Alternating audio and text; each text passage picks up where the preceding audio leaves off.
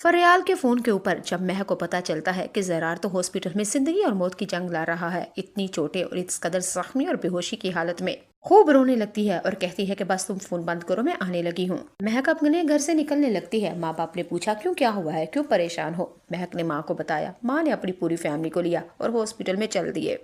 महक अपनी वालदैन के साथ जब हॉस्पिटल में पहुंचती है तो महक बस जरार के बेड के पास जाने लगती है और बहुत ही रो रही होती है, लेकिन बीच में सीरत आ जाती है। सीरत ने कहा, अब क्यों आई हो, अब क्या लेने आई हो, सारा कुछ तुम्हारी ही तो वजह से हुआ है, तुम ही ने तो शायद करवाया ये सब कुछ। महक कहती है, आंटी आप क्या कहना चाह रही हैं, ऐसा कुछ भी नहीं है, सब कुछ आप क्यों कह रही हैं, आपको समझ भी है ये आप क्या कह रही हैं। और सीरत और महक और इसके वालिदैन के दरमियान में नोक जोक यानी कि बातचीत लड़ाई वाली हो चुकी। ये तो अल्लाह भला करे महक अगर ना आती तो ये बात तो हथापाई तक पहुंच जाती। महक बीच में आती है और आखिर सीरत आंटी से कहती है कि प्लीज प्लीज प्लीज छोड़ दें, ये वक्त नहीं है और हॉस्पिटल में सब कुछ तो बिल्कुल भी नहीं करना चाहिए। आप क्या लोगों को बता रही हैं और लोग क्या देख के हमें सीखेंगे, क्या कहेंगे लोग, पढ़े लिखे लोग हैं, खुदा का वास्ता है ये अनपढ़ जाहल गुवारों वाले काम मत कीजिए खुदारा।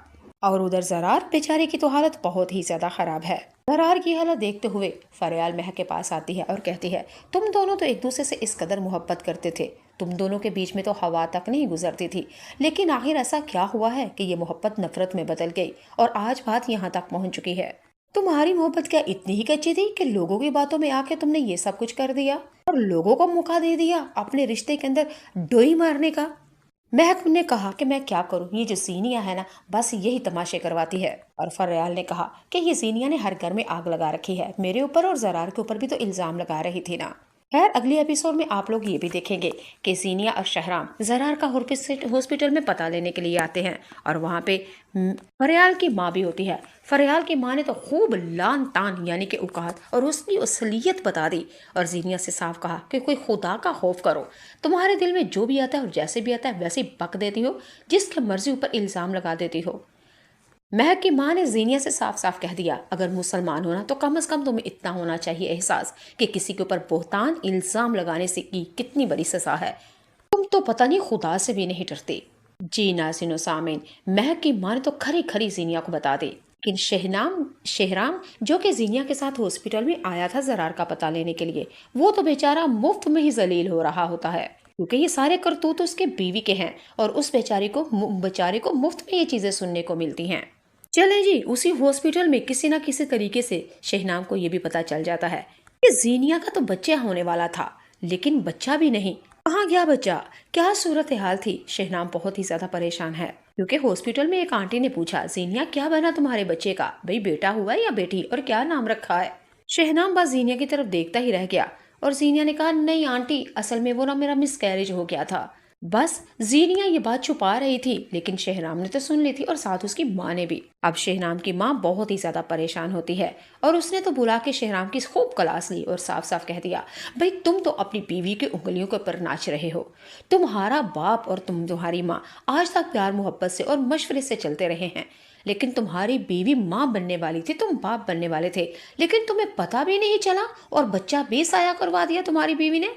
शहनाम की माँ ने तो शहनाम को खूब क्लास ली और यहाँ तक कहते तुम्हारी बीवी सिर्फ इंडस्ट्री के अंदर शोबिस में काम करने की खातिर देखो उसने अपने फिगर को खराब ना हो उसने अपना बच्चा जाया करवा दिया, तुम्हारी नस्ल उसने खत्म कर दी है शहराम, अब तो गैरत और अकल के नाखून लो, अब लगाम डालनी है बीवी की नहीं, तुम्हारी बीवी आहिस्ता आहिस्ता तुम्हारे हाथों से निकली जा रही है, कहीं ऐसा ना हो बहुत लेट हो जाओ, बहुत देर हो जाए और पछताने का कोई फायदा नहीं होगा, चिड़िया खेत चुन जाएंगे।